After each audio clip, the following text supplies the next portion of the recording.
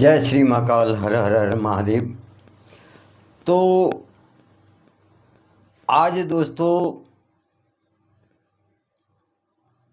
दैत्य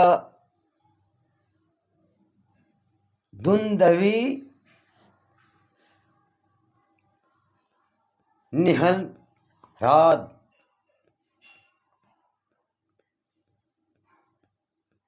दुंदुभि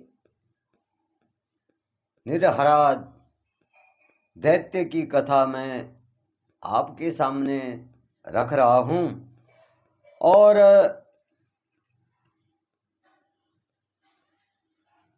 जो भी इसमें त्रुटियां होंगी तो मैं क्षमा चाहता हूँ आप लोगों से। तो साथियों, जब हिरण्याक्ष नामक असुर का भगवान नारायण जो है वध करते हैं, तो दैत्य माता दिति जो है बहुत दुखी रहती है। तो दुंदुभि जो है, दुंदुभि निरहराद जो है वो दिति को जो है अपने साथ मिला लेता है। दैत्य माता दिति को क्या करता है, अपने साथ मिला लेता है और दिति के साथ मिलकर के वो एक योजना बनाता है कि जो भी ब्राह्मण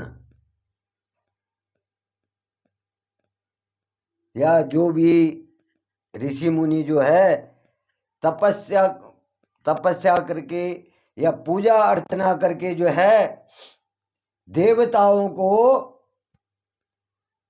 पूजा के माध्यम से जो पुण्य मिलता है, जो यज्ञ के माध्यम से उन्हें पुण्य मिलता है और पूजा के माध्यम से जो है भोग मिलता है और जल मिलता है, तो वो उस योजना को कहता है कि अगर मैं जो हूं इन ब्राह्मणों को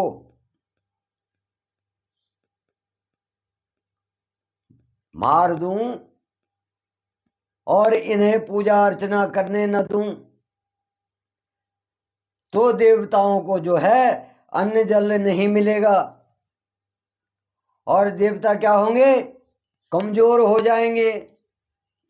जब देवताओं को जो है अन्न जल जो है नहीं मिलेगा तो क्या होगा, देवताओं को जो है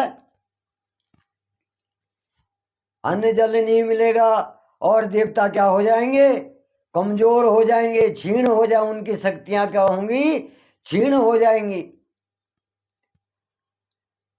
अब इस प्रकार से वो जो है विचार करके जो है काशी नगरी में चला गया। अब काशी नगरी में उसे पता था कि ये ब्राह्मणों की नगरी है और वो ब्राह्मणों की नगरी काशी में चला गया और वहां जा करके उसने ब्राह्मणों पर जो है अत्याचार करने शुरू कर दिए और काशी से ही उसने अपना कार्य जो है प्रारंभ कर दिया। अब दुंदुभि निरहराद जो है अनेक वेशों में ब्राह्मणों को मारने लगा। अनेक वेश धारण करके, मायावी तो असुर हुए थे ही थे, तो वो भी अनेक वेश धारण करके ब्राह्मणों को मारने लगा, ब्राह्मणों की हत्या करने लगा।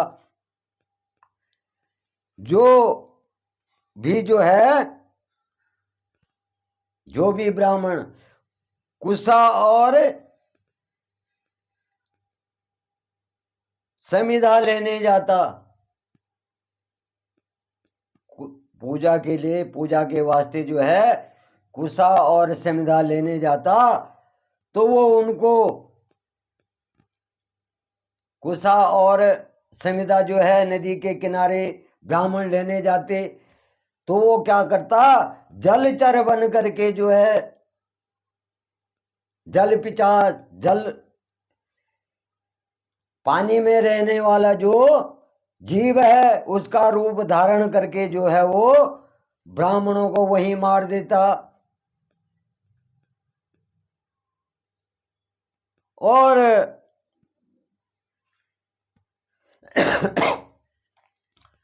वो जो है इस प्रकार से नदियों तालाबों में रह करके ब्राह्मणों को मार देता। और वो जो है नदियों में और तालाबों में छिपके रहने लगा। और जब कोई ब्राह्मण अगर जल और समिधा लेने जाता तो उसको वही मार देता। और जंगल में तपस्वियों को जो है वो जंगली जानवर जो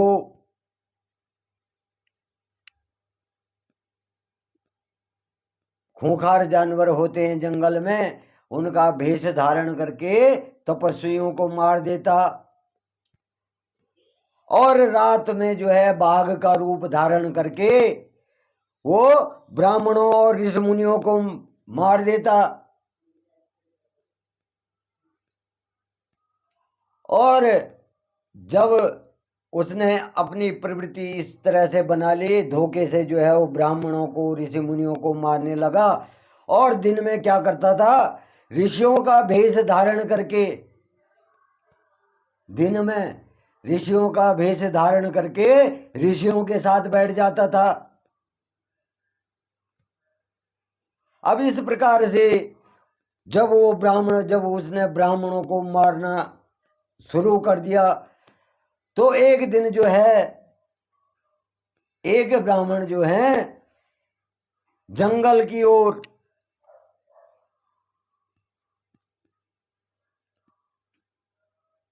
जंगल में जो है शिवरात्रि के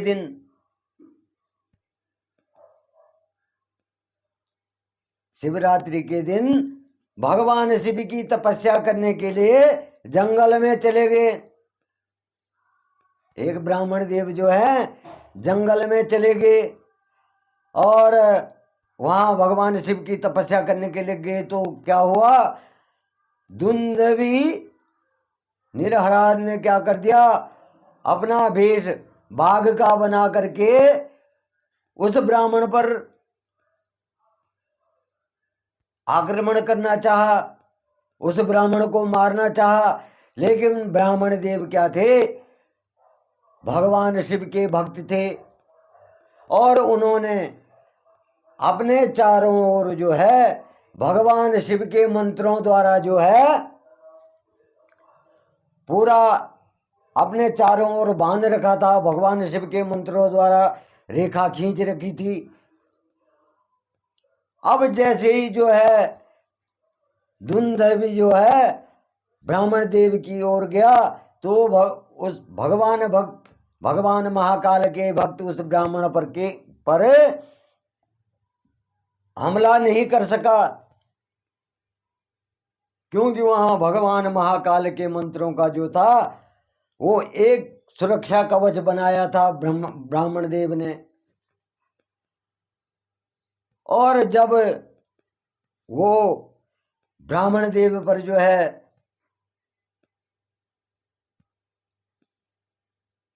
आक्रमण नहीं कर पाया, ब्राह्मण देव को नहीं मार पाया, तो कुछ देर जो है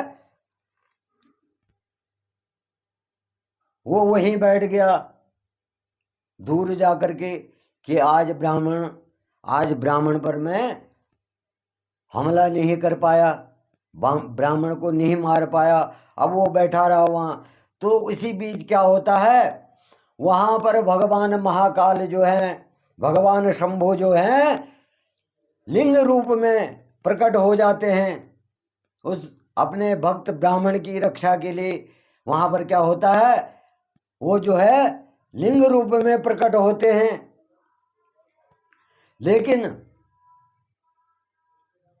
वो बाघ रूपी दैत्य जो है वो ब्राह्मण को मारे बिना नहीं जाना चाहता था, और उसने क्या कर दिया, ब्राह्मण देव पे फिर हमला कर दिया।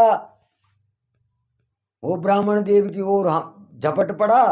तो जैसे वो ब्राह्मण देव की ओर झपट पड़ा तो क्या होता है, वहां स्वयं महाकाल महादेव प्रकट हो जाते हैं और दुंदभी को जो है पकड़ करके अपनी बगल में दबोच लेते हैं।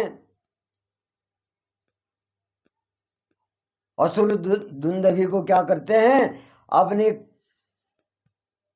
बगल में दबोच लेते हैं और ऊपर से मुष्टि प्रहार करते हैं। और जब मुष्टि प्रहार करते हैं तो यह देख करके जब ब्राह्मण देव ने देखा कि भगवान शिव स्वयं मेरी रक्षा के लिए यहाँ आ गए और मेरी रक्षा करके इस दैत्य को पकड़ लिया है, तो ब्राह्मण देव वहां पर स्तुति करने लगे और भगवान का जो है हाथ जोड़ करके स्तुति करने लगे और भगवान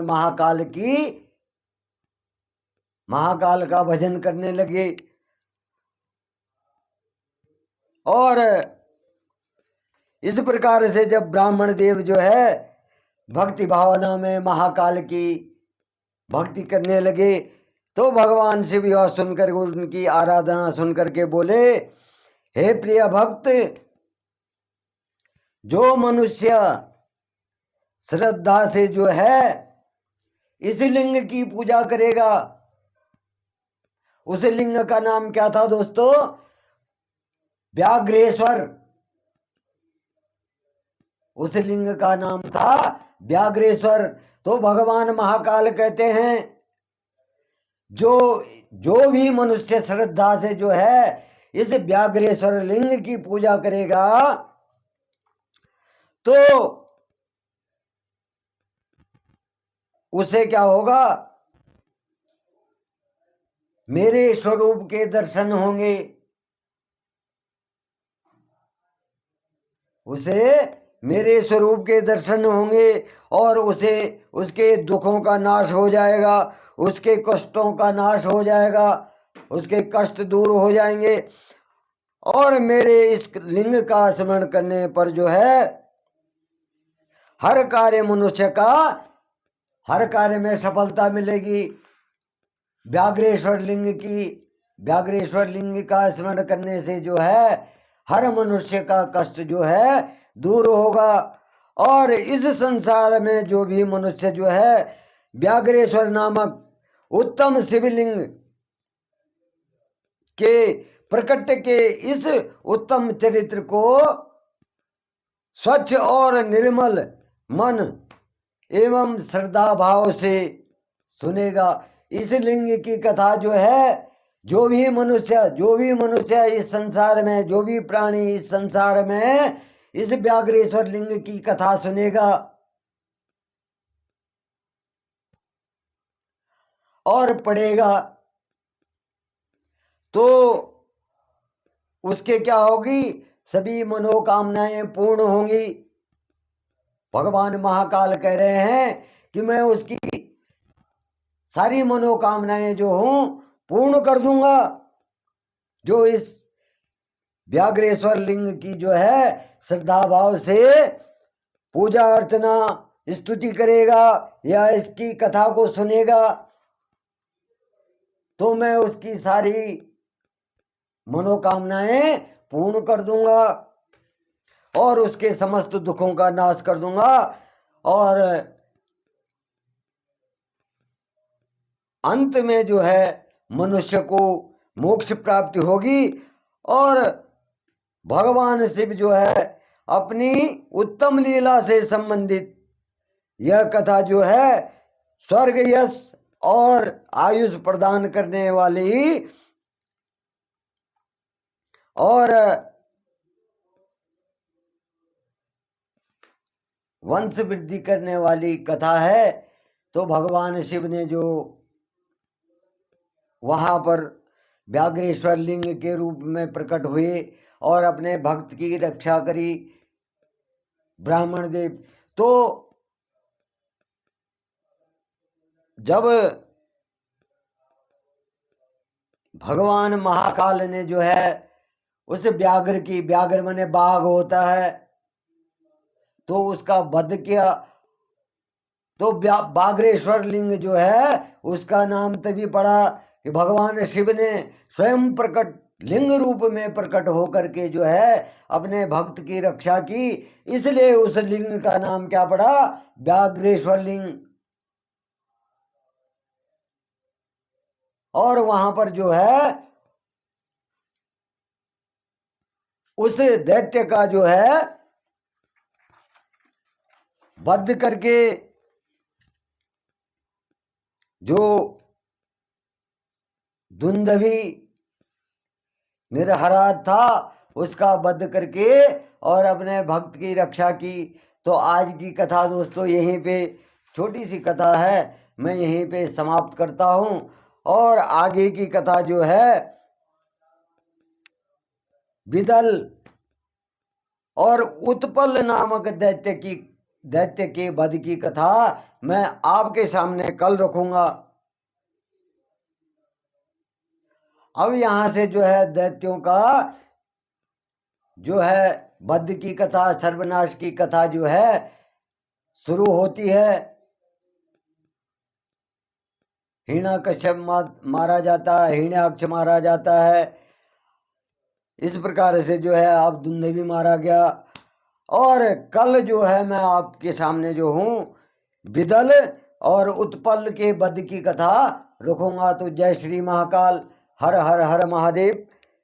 सभी साथियों पर जो है भगवान महाकाल, भगवान महादेव की कृपा बनी रहे। ओम नमः शिवाय, ओम नमः शिवाय, ओम नमः शिवाय।